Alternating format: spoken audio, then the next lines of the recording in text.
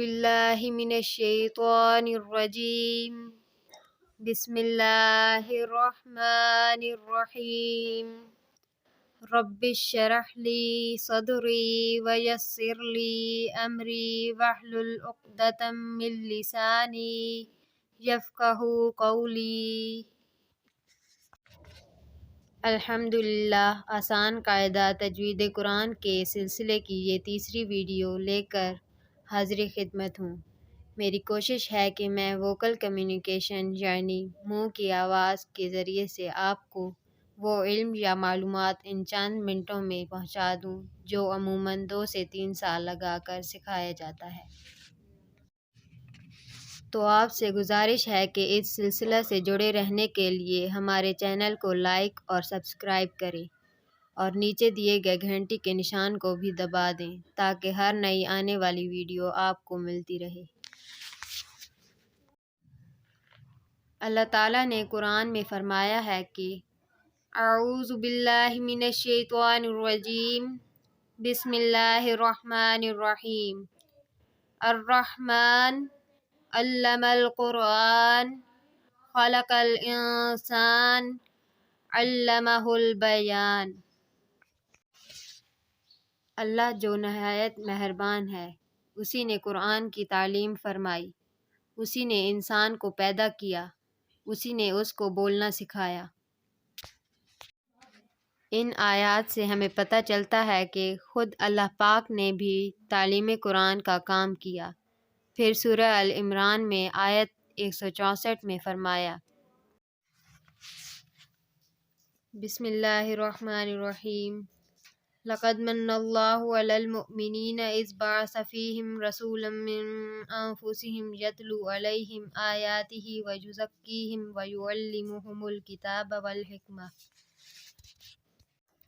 بے شک اللہ نے مومنوں پر بڑا احسان کیا ہے کہ انہی میں سے ایک پیغمبر بھیجا جو ان کو اللہ کی آیتیں پڑھ پڑھ کر سناتے اور ان کو پاک کرتے اور اللہ کی کتاب یعنی قرآن اور دانائی کی تعلیم دیتے۔ اس آیت میں اللہ تعالیٰ نے نبی کریم صلی اللہ علیہ وآلہ وسلم کا منصب بیان فرمایا ہے کہ انہیں بھی تعلیم قرآن کا کام سونپا گیا۔ صحیح بخاری کی حدیث نمبر 5027 ہے کہ خیرکم من تعلم القرآن وعلمہ، تم میں سے بہتر وہ ہے جس نے قرآن سیکھا اور دوسروں کو سکھایا۔ گویا ہر امتی کا بھی یہ فرض منصبی ہوا کہ وہ قرآن کریم کی تعلیم کا کام کرے، اور ارشاد نبوی صلی اللہ علیہ وآلہ وسلم ہے کہ اللہ تعالیٰ کو یہی پسند ہے کہ قرآن کریم کو جس طرح اتارا ہے اسی طرح پڑھا جائے۔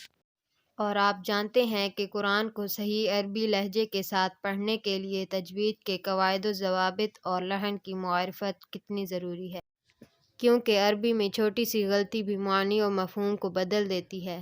جیسے ایک نقطے نے محرم کو مجرم کر دیا، یہاں تو نقطے کی بھی ضرورت نہیں پڑتی، بس زیر زبر حتیٰ کہ لہجے کی غلطی سے بھی مجرم سے بھی اگلی چیز بن جاتی ہے۔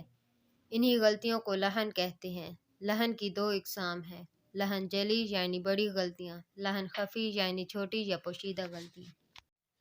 لحن خفی پوشیدہ غلطی یا چھوٹی غلطی کو کہتے ہیں ان چیزوں کو ترک کر دینا جو حروف کی خوبصورتی اور تحسین میں اضافہ کرتی ہیں۔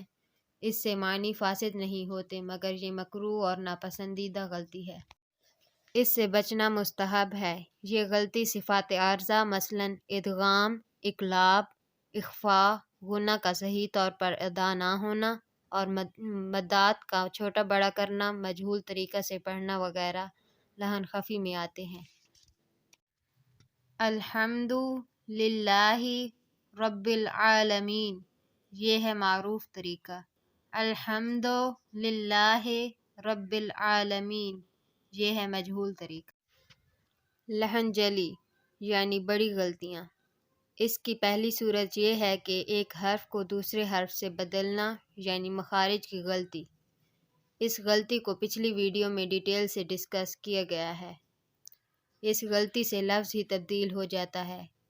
یہ غلطی 90% لوگ کرتے ہیں، مثلاً الحمدللہ کو الحمدللہ پڑھنا۔ دوسری صورت ساکن کو متحرک اور متحرک کو ساکن پڑھنا، مثلاً خلقنا کو خلقنا اور ختم اللہ کو ختم اللہ پڑھنا۔ تیسری صورت حرکت کو بدل دینا، یعنی زیر زبر پیش کو ایک دوسرے سے بدل دینا، مثلاً انعمتا کو انعمتو پڑھنا۔ چوتھی صورت کسی حرف کو بڑھانا یا گھٹانا، مثلاً فعلا کو فعلا پڑھنا، ولم یولد کو ولم یولد پڑھنا۔ پانچویں صورت مشدد کو مخفف اور مخفف کو مشدد پڑھنا، مثلاً صدقہ کو صدقہ اور وتبہ کو وتب پڑھنا۔ چھٹی صورت مد لازم اور مد مفصل میں قصر کرنا، مثلاً ضالن کو ضالن اور والسماء کو والسماء پڑھنا۔ لحن جلی یعنی بڑی غلطیاں کفر تک لے جاتی ہیں، اس لیے ان سے اجتناب بہت ضروری ہے۔ ہر زبان کی طرح عربی لغت کے بھی چند قواعد ہیں۔ ان میں سے پہلے 10 قواعد ایسے ہیں جن کو جان لینے کے بعد ایک عام قاری کی تجوید مکمل ہو جاتی ہے۔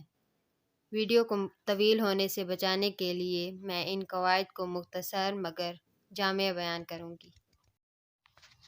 قواعد کے بیان سے پہلے یہ بات ذہن نشین کر لیں کہ عربی زبان میں حروف کو الف کی مقدار سے ماپا جاتا ہے، مثلاً آدھا الف کی مقدار، 1 الف کی مقدار، 3، 5 اور 7 الف کی مقدار۔ قواعد کے دوران ہم ان مقداروں کو سمجھیں گے۔ قاعدہ نمبر 1، حرکات۔ 3 حرکات زبر، زیر اور پیش ہیں، ان کو آدھا الف کی مقدار کھینچا جاتا ہے، مثلاً با زبر با، با زیر بی، با پیش بو۔ قاعدہ نمبر 2، حروف مدہ۔ جب الف سے پہلے زبر، یا سے پہلے زیر اور واو سے پہلے پیش آ جائے تو ان کو الف مدہ، یا مدہ اور واو مدہ کہتے ہیں۔ ان کی مقدار حرکات کی مقدار سے ڈبل یعنی 1 الف کے برابر ہوتی ہے، مثلاً با زبر الف با، با زیر یا بی، با پیش وا بو، یعنی با بی بو پڑھتے ہیں۔ قاعدہ نمبر 3، کھڑی حرکات۔ یہ بھی 3 ہیں، کھڑی زبر، کھڑی زیر اور الٹا پیش۔ کھڑی حرکات والے حروف کو بھی 1 الف کی مقدار کھینچا جاتا ہے، مثلاً با کھڑی زبر با، با کھڑی زیر بی، با الٹا پیش بو۔ کھڑی حرکات حروف مدہ کی ہی شارٹ فارم ہیں۔ قاعدہ نمبر 4، تنوین۔ 2 زبر، 2 زیر اور 2 پیش کو تنوین کہتے ہیں۔ تنوین والے حروف کو زبر، زیر اور پیش کے ساتھ نون ساکن ملا کر پڑھا جاتا ہے، مثلاً با 2 زبر، با 2 زیر، با 2 پیش کو بن، بن اور بن پڑھا جاتا ہے۔ قاعدہ نمبر 5، حروف لین۔ اس کی 2 اقسام ہیں، واو سے پہلے زبر آ جائے تو اسے واو لین اور یا سے پہلے زبر آ جائے تو اسے یا لین کہتے ہیں۔ اسے نرمی سے ادا کیا جاتا ہے، اس کی مقدار آدھا الف کے برابر ہوتی ہے، مثلاً با زبر و بو، با زبر یا بئی۔ حروف لین کو عموماً مجہول پڑھا جاتا ہے۔ با زبر و بو، با زبر یا بئی معروف طریقہ ہے، با زبر و بو، با زبر یا بے مجہول طریقہ ہے۔ قاعدہ نمبر 6، جزم۔ جزم والے حرف کو ساکن کہتے ہیں۔ جزم کو چھوٹی دال کی طرح لکھا جاتا ہے اور پچھلا حرف اس سے ملایا جاتا ہے، مثلاً الف زبر با اب، الف زیر با اب، الف پیش با اب۔ قاعدہ نمبر 7، شد۔ 3 دندان والی علامت کو شد کہا جاتا ہے اور جس حرف پر یہ علامت ہو اسے مشدد کہتے ہیں۔ مشدد حرف کو پچھلے حرف سے ملایا جاتا ہے اور اسے خود بھی پڑھا جاتا ہے، یعنی مشدد حرف کو دو مرتبہ پڑھا جاتا ہے۔ مثلاً الف زبر با اب، با زبر با، ابا، الف زیر با اب، با زبر با، ابا، الف پیش با اب، با زبر با، ابا۔ قاعدہ نمبر 8 اور 9، چھوٹی اور بڑی مد۔ قاعدہ کے مطابق چھوٹی مد کو 3 الف اور بڑی مد کو 5 اور 7 الف کی مقدار تک کھینچا جاتا ہے۔ مثلاً یا بنی اسرائیل، یہاں یا بنی پر چھوٹی مد ہے اس لیے اسے 3 الف مقدار اور را پر بڑی مد ہے اس لیے اس کو 5 سے 7 الف مقدار تک کھینچا جاتا ہے۔ چھوٹی مد عربی زبان کی خوبصورتی ہے، نہ بھی کھینچے تو گنہگار نہیں ہوتے، لیکن بڑی مد کھینچنا ضروری ہے۔ قاعدہ نمبر 10، مقطعات۔ حروف مقطعات ایسے حروف ہیں جن کو قرآن کریم میں علیحدہ علیحدہ پڑھا جاتا ہے۔ مثلاً الف لام میم، یاسین، نون۔ اس قاعدے کے بعد صرف نون ساکن اور تنوین کے کچھ قواعد ہیں جو لحن جلی میں نہیں آتے، ایک عام قاری کے لیے اتنا ہی کافی ہے۔